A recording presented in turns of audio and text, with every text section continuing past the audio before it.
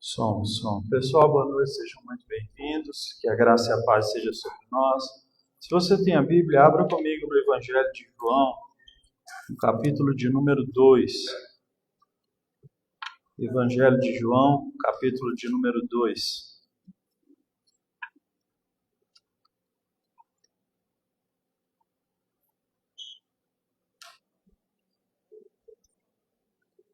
Evangelho de João, capítulo de número 2.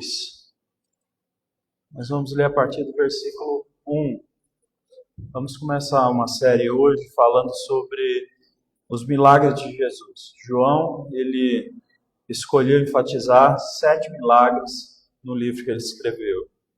E o primeiro milagre que Jesus fez quando estava na terra foi esse aqui. Vamos ler então. Diz assim, João capítulo 2, verso 1. No terceiro dia, houve um casamento em Caná da Galileia. A mãe de Jesus estava ali. Jesus e os seus discípulos também haviam sido convidados para o casamento. Tendo acabado o vinho, a mãe de Jesus lhe disse, eles não têm mais vinho. Jesus respondeu, que temos nós em comum, mulher? A minha hora ainda não chegou. A sua mãe disse aos serviçais, façam tudo o que ele mandar. Ali, perto, havia 6 potes de pedra, do tipo usados pelos judeus para purificações cerimoniais. Em cada pote cabiam entre 2 a 3 métradas, que equivale mais ou menos a 100 litros, ok? Verso 7. Jesus disse aos serviçais, encham os potes com água, e os encheram até a borda. Então, Jesus lhes disse, agora levem um pouco ao encarregado da festa. Eles assim o fizeram, e o encarregado da festa provou a água que fora transformada em vinho, sem saber de onde viera, embora os serviçais haviam tirado a água, soubessem disso. Então chamou o noivo e disse, todos servem primeiro o melhor vinho, e depois que os convidados já beberam bastante, o vinho inferior é servido. Vocês, porém, guardaram o melhor até agora. Este sinal milagroso em Caná da Galileia foi o primeiro que Jesus realizou.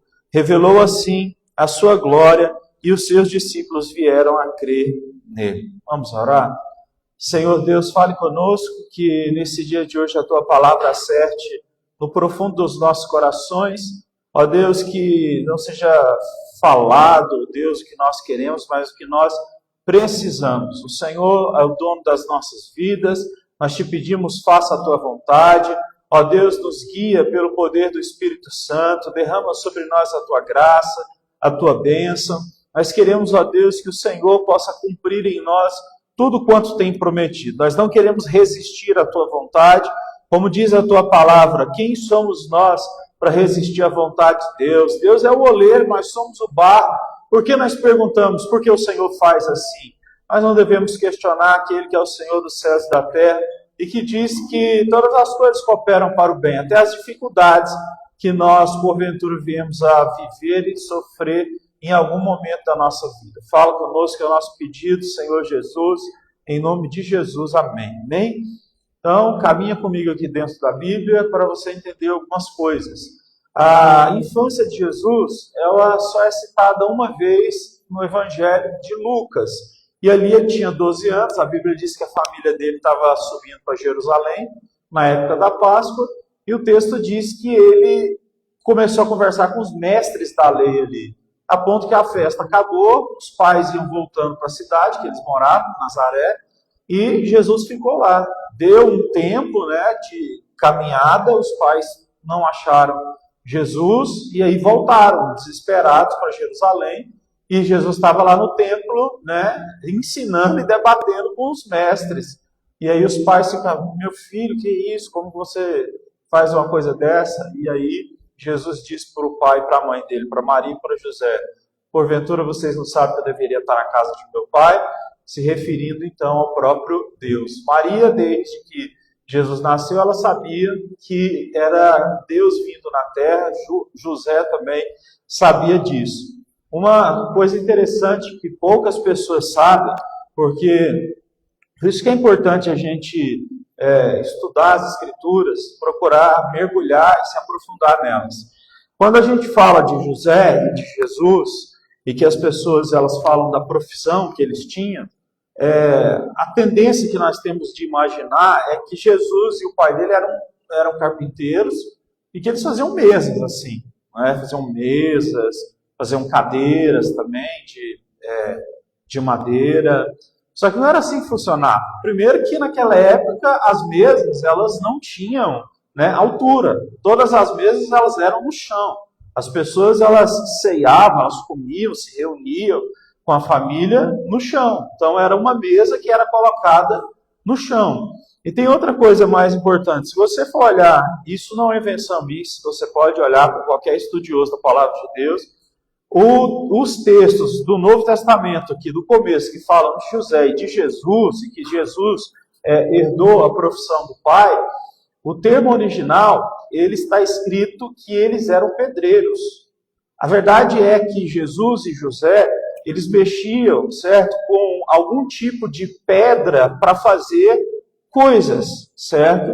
E dentro desse uso de pedras também existia o uso de madeira. Mas o termo mais adequado para ser traduzido seria pedreiros, certo?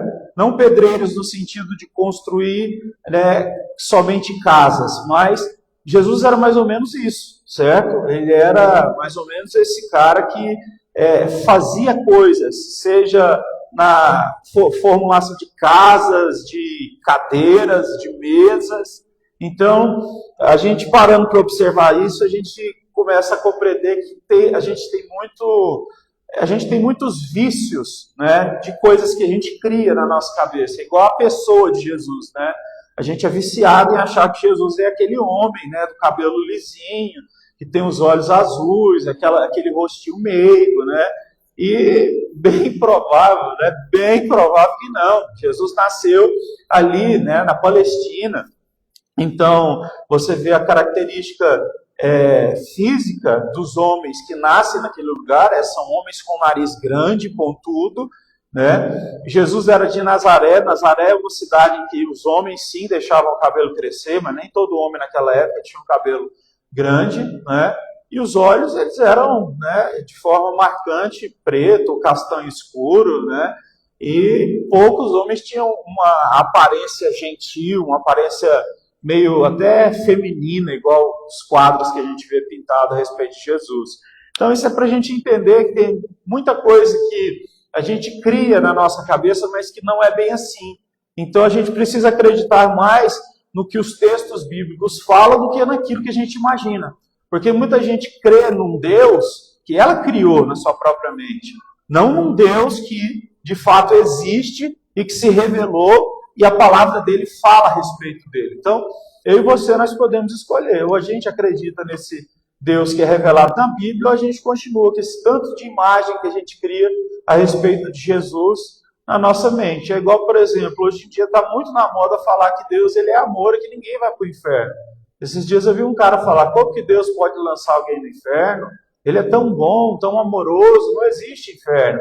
O inferno é para o diabo e para os seus demônios. De fato, sim. É para o diabo e para os seus demônios. Agora, quem quer segui-los, vai para lá também.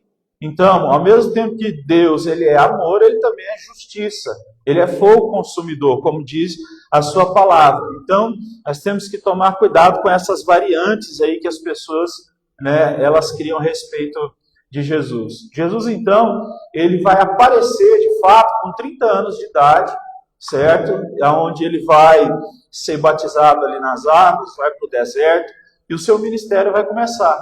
E vai começar aqui. Outra coisa interessante para você olhar na história, que isso aí também, biblicamente, também pelos textos dos escritores do século I, é a gente perceber que os discípulos de Jesus, certo? A gente não pode bater, cravar o martelo, mas a maioria era mais ou menos adolescente para jovem, certo? Só Jesus e Pedro pagaram impostos. Todos os homens que eram homens formados já eram obrigados a pagar impostos. Jesus já estava com os 12 discípulos e os outros não pagaram impostos. Pedro, ele era casado, E a gente tem ali nos relatos de Flávio José, que foi historiador do século I, mostrando isso. Você vê João deitava a cabeça no peito de Jesus, né? O João morreu mais de 60 anos depois que Jesus veio a ser crucificado, que foi com 33 anos. Então, os discípulos, provavelmente, eles eram muito novos, entendeu? Então a gente precisa compreender isso, porque às vezes a gente imagina um monte de homem barbudo, andando junto, aquela coisa toda, mas não, nós estamos falando de um mestre que pegou os jovens, né? A maioria ali trabalhava para os pais, e esses jovens começaram a seguir ele e aprender, né, a sua palavra, ok? Então, entrando nesse primeiro milagre de Jesus, que é o que acontece num casamento, aqui nós temos um apontamento. Veja bem, um sinal vai acontecer lá, que é um milagre, certo? Se a gente pensar no que significa um sinal, a gente pode pegar, por exemplo, a seguinte ilustração. Quando você está viajando para algum lugar e você vê uma placa pedágio a 2 quilômetros, certo? Essa placa, ela é um sinal, ok? Um sinal que está te avisando que daqui 2 quilômetros vai ter um pedágio. Então, o sinal, ele não morre em si mesmo. O sinal é um apontamento. O que eu quero dizer com isso? Cada milagre que Jesus fez foi para apontar para algo que era maior do que o milagre. Então, Cristo, certo, sendo Filho de Deus, é maior do que todos os milagres que ele fez, porque todos os milagres que ele fez foi para que as pessoas viessem a crer que ele é o Filho de Deus que veio trazer salvação na face da terra. Isso é para que a gente entenda, mais uma vez, que às vezes a nossa mente pode estar equivocada em pensar que Deus é somente esse ser poderoso que realiza as nossas vontades, que cumpre, né, as promessas, as orações, que cura, que dá casamento, que dá dinheiro. Jesus não é isso. Por isso que a gente fala para as pessoas, não venham na igreja, certo, esperando receber alguma coisa. Venha na igreja adorar a Deus. Porque adorar a Deus é o sentido da vida. Nós nascemos para adorar o Senhor. E buscar o reino de Deus e a sua justiça em primeiro lugar é o que o próprio Jesus disse que nós deveríamos fazer. Amar a Deus acima de tudo. Então, o milagre é um sinal que aponta para algo maior, que é Cristo é o Salvador. Então, nós deveríamos ter essa motivação. Deus, Ele é o meu Salvador. E eu vou à igreja para adorá-lo e agradecê-lo porque ele me deu algo que ninguém poderia me dar. Quando nós entramos e adquirimos esse tipo de coração, as coisas na nossa vida começam a fluir. Então, às vezes a gente fica tão preso nas orações que a gente tem, que são orações particulares, que a gente perde de vista as coisas que são principais com relação ao Evangelho. E a principal é essa. É crer em Cristo, é amar Cristo em primeiro lugar, acima de tudo. Então, é algo que precisa estar nos nossos corações, senão nós vamos ficar batendo cabeça por muitos anos, certo? Indo de igreja em igreja, procurando, certo? Algum milagre que Deus vai fazer. Creia que o Senhor Deus, Ele te salvou e esse milagre, Ele é maravilhoso, ok?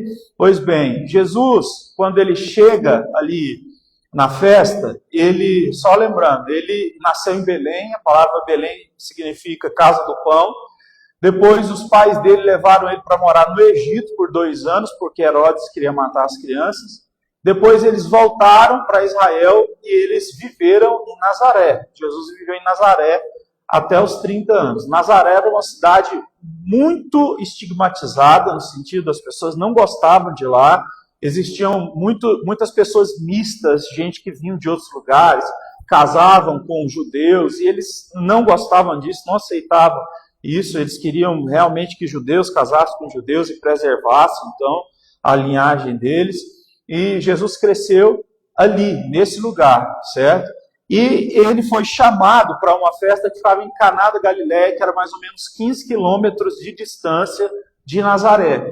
E tem uma coisa, o fato dele chegar lá, e a mãe dele já está lá, e a mãe dele dizer, faz alguma coisa, porque o vinho acabou, isso mostra para nós que provavelmente esse casamento aqui, ele era de algum parente de Jesus, certo? Algum parente de Maria, que no caso, né, estava se casando e ela de alguma forma ali tentou resolver o problema no primeiro momento. Então acabou o vinho, quando Jesus apareceu ele faz alguma coisa, porque ela já sabia quem era o filho dela, e então ela tenta isso, né? Então provavelmente o casamento era de algum familiar, próximo, mais distante do Senhor Jesus. Então a gente vê lá o que acontece, o vinho acaba, ok? As festas de casamento em Israel, nessa época, demoravam 7 dias, tá? Eram 7 dias das pessoas festejando, comendo, bebendo e dançando, porque o casamento sempre foi algo, né, de muita estima para eles. E Jesus chegou lá no 3º dia, e no 3º dia o vinho já tinha acabado. Só que isso aqui era uma vergonha para o casal, certo? Porque era considerado até uma desonra com os convidados. Então, o que estava acontecendo lá não era uma coisa qualquer, era uma coisa seríssima, o fato do vinho ter acabado, e daquelas pessoas ali no 3º dia, né, metade da festa, praticamente, e não terem mais nada para beber, ok? Jesus, ele vai chegar até lá, e a gente viu aqui, existiam 3 talhas lá, que cada uma delas estava com água, né? E cada uma delas cabia mais ou menos 100 litros de água. Para que essas talhas serviam, né? Esses potes gigantes serviam? Serviam para purificação cerimonial. É para que todo mundo que chegasse de viagem pudesse lavar suas mãos, os seus pés e os seus rostos. Por quê? Porque a pessoa era considerada impura por ter feito essa viagem, se ela chegasse nesse lugar e não tivesse possibilidade, então, de ter essa lavagem cerimonial, ela não poderia participar do casamento, entende? Então, quando Jesus chega lá, e ele já chega falando que aqueles 3 potes gigantes de água, eles precisavam ser pegos dali, porque um milagre ia acontecer, tem outro sinal aí, tem outro apontamento aí. Jesus estava querendo dizer que agora as relações do ser humano com Deus, elas não seriam mais externas, não seriam mais por meios de cumprir regras, mas agora seriam por um relacionamento vivo com Deus. Então, isso eu vou dizer a você, não adianta nós vivermos uma vida hoje em dia que é puramente legalista, certo? O que é legalista? É uma pessoa que tenta seguir todos os mandamentos e acredita que segue tudo. A pessoa diz que não tem pecado. Eu conheço várias pessoas que chegaram para mim dizendo, eu não tenho pecado. E tem gente que tem coragem de dizer isso, né, na cara dura, mas todo ser humano peca. E a Bíblia diz que quem diz que não tem pecado é o mais mentiroso de todos. Então isso é uma coisa muito séria. Então o que Jesus veio fazer é isso. Ele veio como cordeiro, certo? Sem mancha, sem ruga, sem mácula. E ele entrou no nosso lugar.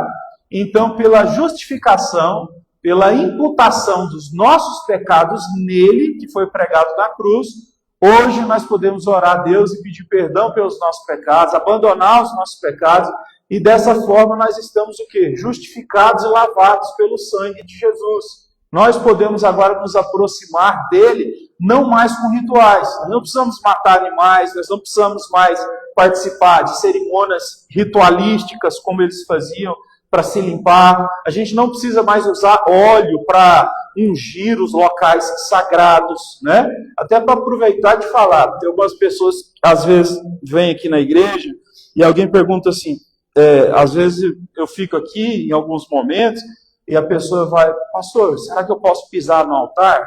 Aí eu vou ter que explicar para a pessoa, eu vou dizer assim, não existe altar. No Antigo Testamento tinha altar, lá onde eles sacrificavam animais a Deus, e só os sacerdotes podiam pisar em cima. O que nós temos hoje é literalmente aqui um tablado, entendeu? Isso é um púlpito só. Não existe nenhum tipo de poder, certo? Que emana do púlpito, a não ser a pregação fiel às Escrituras. Então pode ser qualquer um que subir aqui para falar um monte de ladainha, isso não tem valor nenhum, e nem essa pessoa está tirando do púlpito, né, a autoridade que o púlpito tem. Né? O que as igrejas têm que fazer é sempre preservar, porque às vezes o pastor está construindo uma igreja séria, aí chama outra pessoa lá e fala um monte de bobagem, deixa as pessoas confusas. O que tem que fazer é isso, mas agora, você ficar preocupado se você pode ou não tocar aqui, isso não existe, sabe? Isso é coisa do Antigo Testamento. Nós não vivemos mais por essas regras, por essas leis, toca, não toca, isso e aquilo. Não, nós vivemos Cristo, nós estamos em Cristo, na graça do nosso Senhor Jesus Cristo, e isso é maravilhoso por demais. Então, essas talas lá que foram levadas de água, era Jesus dizendo, não precisa mais disso. Então, não precisa mais eu e você vivermos, certo? Como se estivéssemos sendo oprimidos pelos propósitos que a gente cria diante de Deus, porque nós devemos viver Cristo, sabe?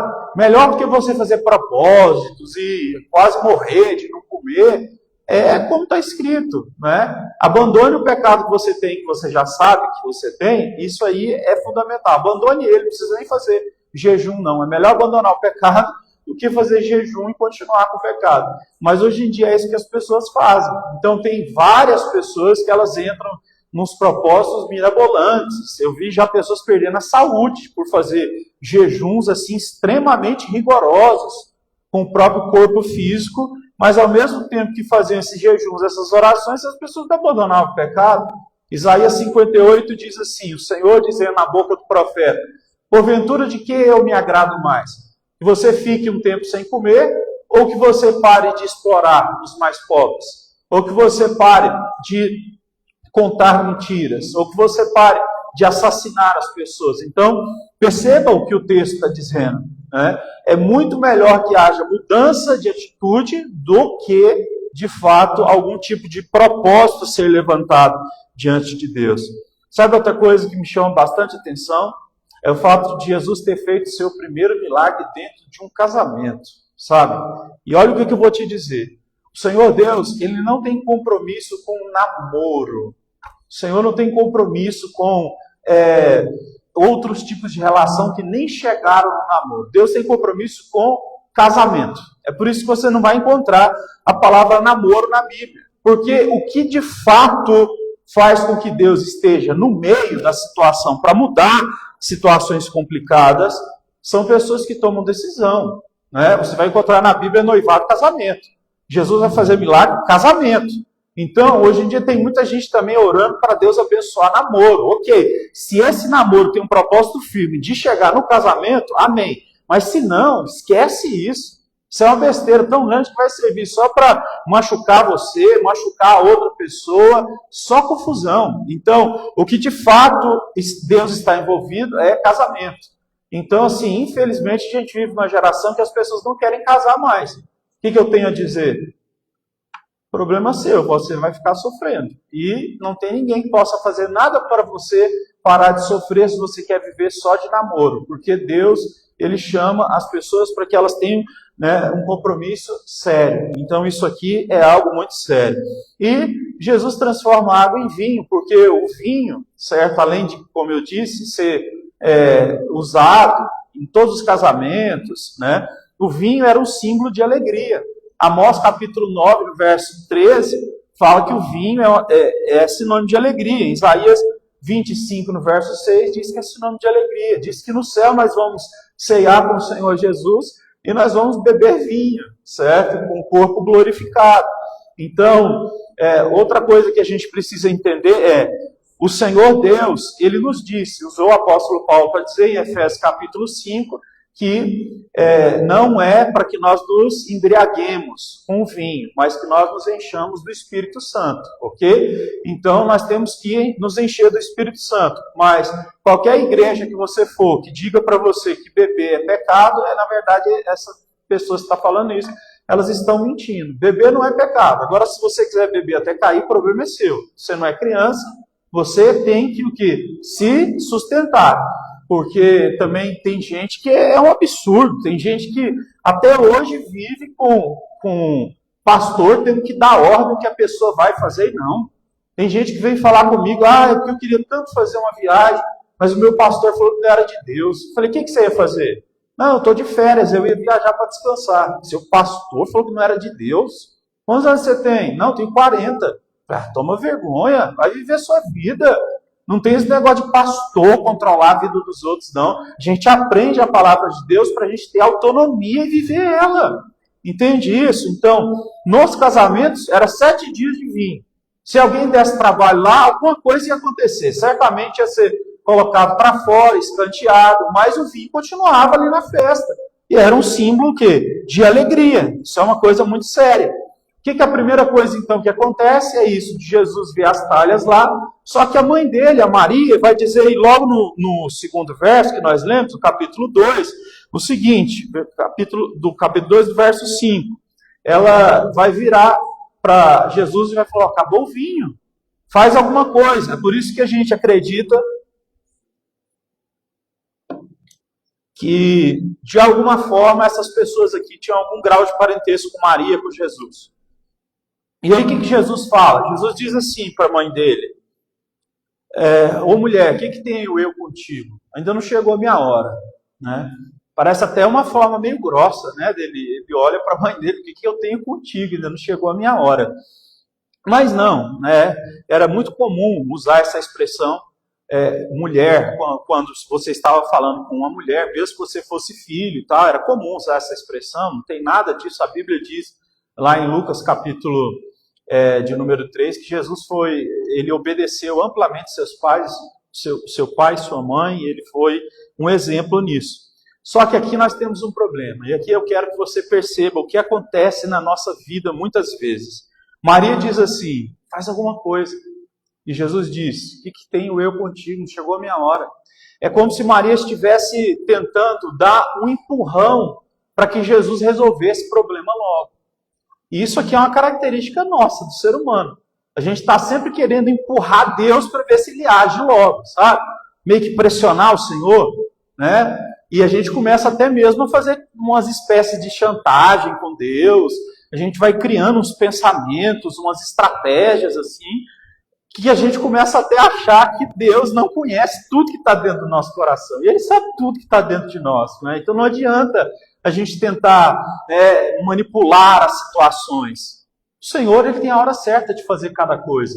É como está escrito em Eclesiastes capítulo 3. Há um tempo e um modo para cada coisa acontecer debaixo do céu. Então não adianta a gente ser como Maria. Faz alguma coisa logo. Jesus tinha o tempo certo de fazer. E olha, estava pertinho dele fazer alguma coisa. Então, cuidado para não tentar passar o carro na frente dos bois quando a situação estiver quase resolvida. Creia no Senhor. Creia que Ele sabe exatamente o que Ele está fazendo, porque Ele é sábio, Ele é bom, Ele é generoso, Ele está conosco, Ele anda conosco. Isso é algo maravilhoso. Você percebe então que o Senhor, quando Ele entra nesse casamento, Ele transforma aquilo que é ordinário naquilo que é extraordinário. Né? E se você não sabe, quando aqui a gente tem a tendência de achar que ordinário é um xingamento, né? Porque esse fulano está ordinário. A palavra ordinário significa algo constante. Então Jesus, né, na constância de uma vida ordinária, Ele faz o extraordinário, que no caso é o milagre que Ele veio fazer aqui. Então, Cristo transforma o que é ordinário naquilo que é extraordinário. Então, Ele transforma a água, inclusive uma coisa que acontecia muito nessa época era, as pessoas elas bebiam menos água e elas o quê? Para bater o tanto de líquido que precisavam tomar, elas tomavam vinho. Por quê? Porque não tinha tratamento de água. Então, o que acontece? A maioria dos rios eram sujos. Na época de Elias, que é bem antes de Jesus, né? O Rio Jordão, por exemplo, já era um rio sujo, né? Está escrito lá amplamente. Então, o próprio Paulo vai falar para Timóteo também, Timóteo, não esqueça de tomar vinho por causa das suas enfermidades estomacais. Então, assim, a água era impura e não tinha ainda métodos de purificação. Então, assim, os judeus tomavam vinho também para que houvesse essa possibilidade deles não ficarem doentes, certo? Com a água que existia. Então, de uma água que era comum, o Senhor Deus, Ele faz o que é incomum. Ele faz algo extraordinário, que é trazer a esperança de volta para aquela festa de casamento. Uma festa que estava fadada a fracassar pela falta de vinho que estava ocorrendo lá. Então, acredite nisso. O Jesus que a gente serve, ele ainda faz milagres. Ele não só fez, ele faz milagres ainda. E nós precisamos orar com fé nessas coisas, porque ele é Senhor todo-poderoso para ser glorificado.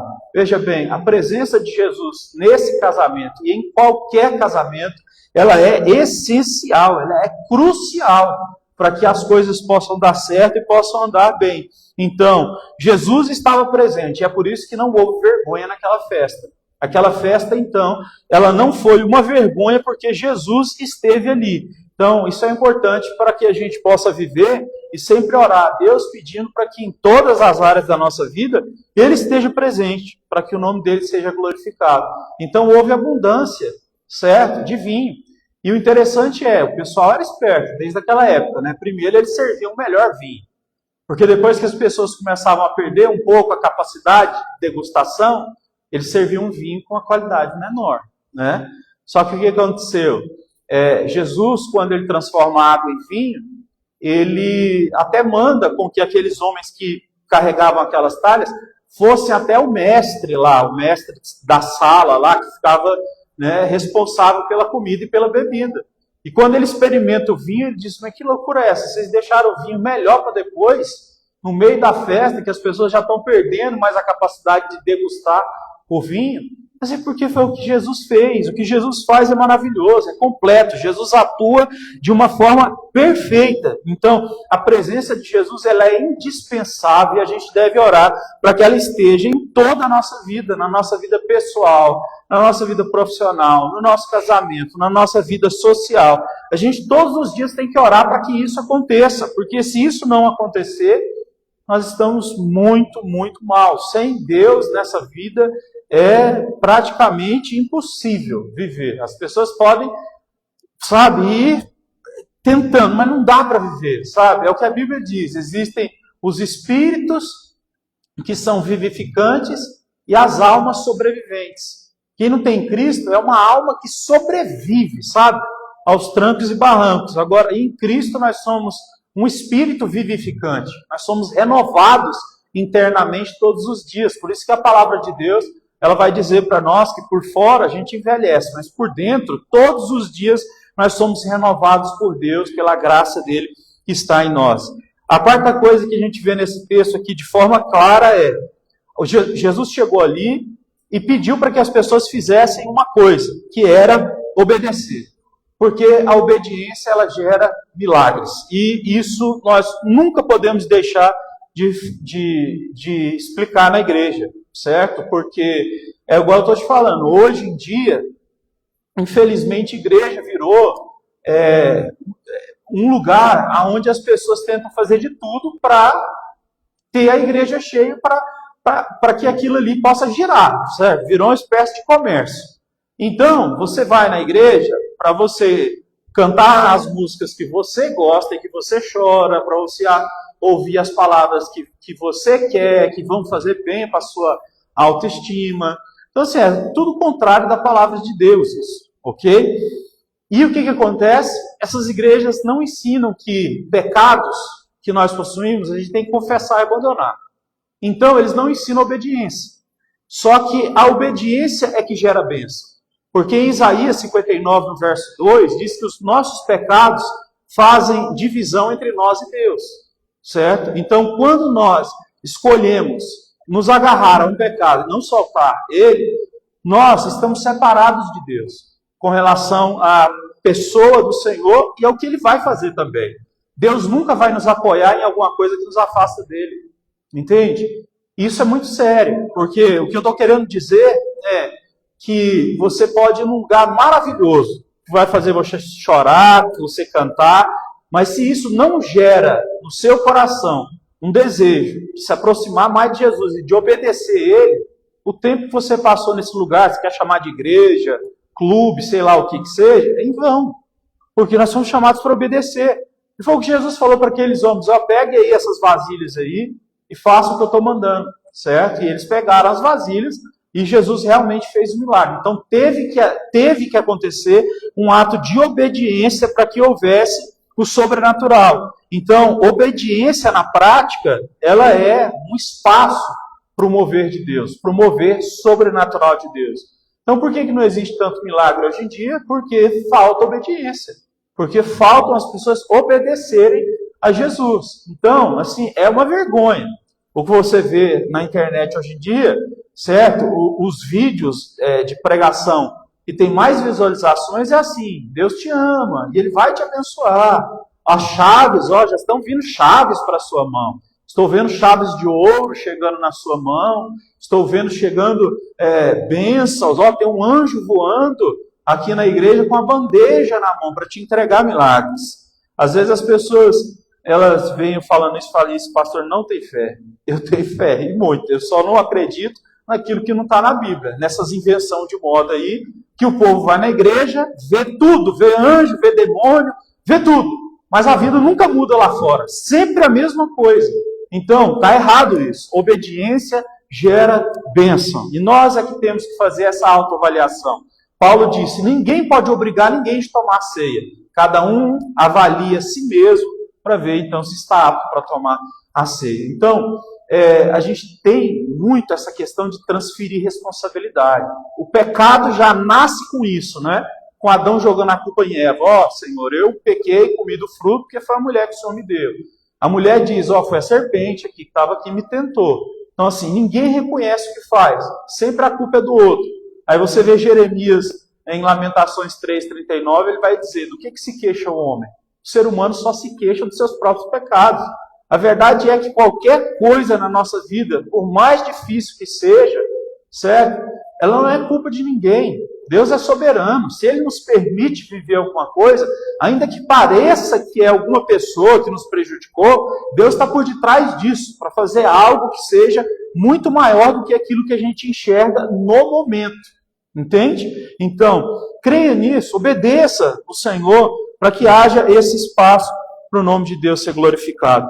Para a gente entrar então na reta final, o último ponto é que Cristo ele é a fonte da verdadeira alegria, e o vinho é símbolo de alegria, como eu disse. Então, o melhor vinho ele foi servido no final, como símbolo de que Jesus sempre traz o melhor e que quando Cristo entra, sempre há crescimento de alegria e de uma alegria que se perpetua, não de uma alegria passageira. Então, nós servimos um Deus que é bom, um Deus que nos preenche no coração, um Deus que nos traz contentamento, um Deus que não nos deixa jogado à revelia, como se a gente tivesse que viver sem saber o que faz. Não, a gente serve um Deus que nos direciona, a gente serve um Deus, então, muito maravilhoso, que cuida de nós em todos os detalhes. Não deixe Deus ser o motivo da sua alegria, deixe Jesus entrar, porque isso vai trazer grande bênção.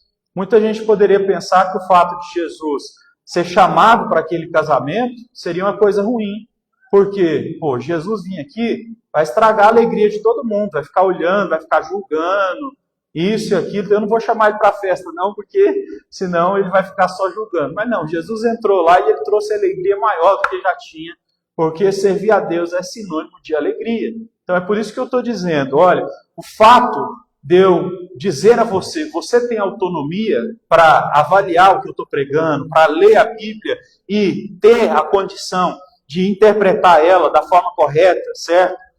Lendo o contexto de tudo que está ali, não só pegando um versículo e tentando criar uma mensagem na sua cabeça, mas você fazendo o negócio direito só faz com que a bondade, a maravilha, as alegrias de Deus cresçam na nossa vida. Então a gente não precisa ter vergonha de Jesus para nada, porque tudo que de fato é bom, o Senhor está aí só para multiplicar ainda mais, e assim é a vida dos cristãos. Então, é assim que acontece. Onde a gente está é para que haja alegria nos lugares. Então, nós não fomos chamados para ser essas pessoas que acham que são muito santas e dizem que você não pode fazer isso na sua roupa, no seu cabelo, tal e tal. Não é isso. Nós temos, então, essa particularidade. E aí, você vê, tanto que é complicado, né? Você sabia que é muito mais fácil você prender pessoas na igreja se você começar a falar para elas sobre regras que elas devem seguir, do que se você chegar e fazer igual eu estou fazendo aqui? Ó, leia a palavra de Deus, eu estou te ensinando aqui que você tem autonomia, que você pode ler as Escrituras e que você pode obedecer a Jesus, você pode amar Jesus. Sabia que é muito mais fácil? Porque o povo prefere, certo, ser dominado do que ser guiado. Essa é a verdade, sabe? As pessoas, elas não gostam de ter autonomia, porque se alguma coisa der errado, elas vão ter que o quê? Assumir a responsabilidade. Então, o que acontece? Quando você tem alguém que vai te dizer, ó, vou te orientar, você tem que fazer o que eu mando. Né? Tem igreja que os pastores chegam e falam assim, olha, você não pode fazer isso aqui. Mas por que eu não posso? Você está me questionando? Você é um rebelde. Que absurdo, você não pode perguntar mais o porquê que alguém está dizendo para você fazer uma coisa. É óbvio que você pode perguntar, mas só que quando você se torna uma pessoa que se abre para o esclarecimento, para o entendimento da palavra de Deus, você se torna uma pessoa livre. Mas às vezes essa liberdade faz você cair fora da igreja e não ficar. Então assim, eu acho muito ruim quando isso acontece. Mas é pior ainda para quem faz isso. Então, deixa eu te dizer uma coisa. Deus está te dando uma oportunidade única de você poder conhecer Ele de verdade.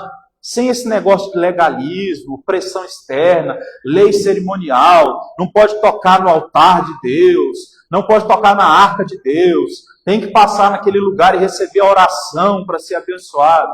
Esquece isso, sabe? A Bíblia diz que nós temos um sumo pastor que é Cristo Jesus, e todos nós estamos debaixo desse pastoreio, que é o pastoreio de Jesus. Nós podemos orar ao Senhor diretamente, em nome de Jesus. Então, nós não precisamos de intermediários. O que a gente faz é o quê? Muitas vezes, orar uns pelos outros, que é o que a Bíblia diz, para que a gente possa se fortalecer. Agora, nós não precisamos de intermediário para a gente confessar os nossos pecados, sabe? Não existe isso, porque Cristo mesmo disse, eu sou o caminho, a verdade e a vida.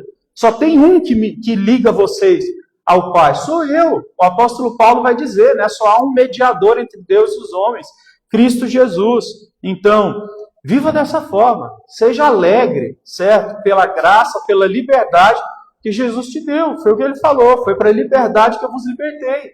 Conhecereis a verdade e a verdade vos libertará. Aproveita isso, porque aí você vai começar a entender que dá para ser feliz caminhando com Jesus e não vai pensar que seguir Jesus ou estar na igreja é um monte de regras. A Bíblia mesmo diz, seguir os mandamentos do Senhor não é pesado demais. Então, convide Jesus para estar na sua vida pessoal, familiar, na sua vida espiritual, na sua vida comunitária e entender que o fato desse milagre ter acontecido também é um sinal. E eu termino aqui, porque todos os milagres que Jesus faz nunca foi para que as pessoas nunca foi para que ele se aparecesse. Ele poderia muito bem chegar lá e falar para os caras, ó, pega aí esses negócios de água, traz aqui no meio da festa. Pessoal, olha aqui todo mundo, ó. É água que está aqui? É água, não é? Todo mundo vem cá, quer botar o dedo, quer provar? Água, tudo bem. Agora vai lá, levanta a mão, faz uma oração. Vinho, todo mundo vem aqui beber. Milagre? Milagre, fez milagre agora. Não é isso que esses caras fazem hoje em dia? Eles são os idiotas. E mais idiota é eu e você que fica compartilhando vídeo desse povo ainda. Pelo amor de Deus. Jesus nunca fez um milagre para se aparecer, né? Porque milagre é sinal. Milagre não morre em si mesmo. Todo milagre é um sinal para que as pessoas cresçam que o Filho de Deus, o Salvador, estava ali na terra.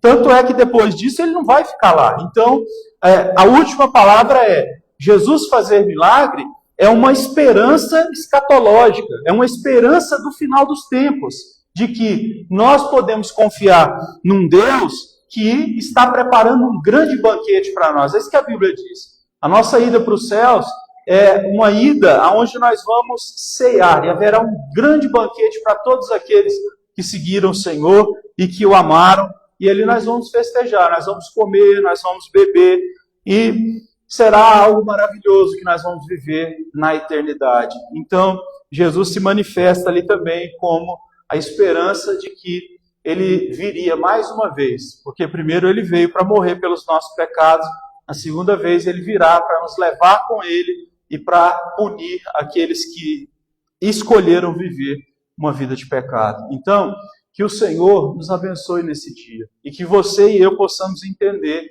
que Jesus é maior do que os próprios milagres que Ele faz. E a gente deve ter alegria por isso. Você pode se colocar de pé para a gente fazer uma oração?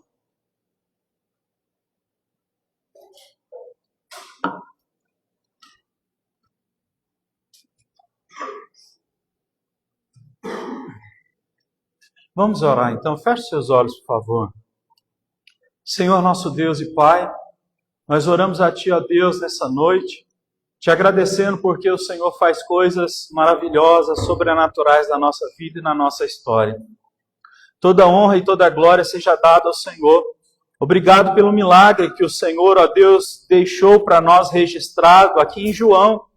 E nós pedimos a Ti que o Senhor possa nos ajudar a entender que os milagres são sinais. Que o Senhor possa nos ajudar a entender que nós não estamos mais debaixo da lei, nem do legalismo.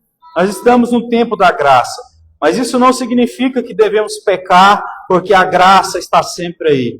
Paulo disse, então quer dizer que por eu estar na graça, eu pecarei para que a graça aumente?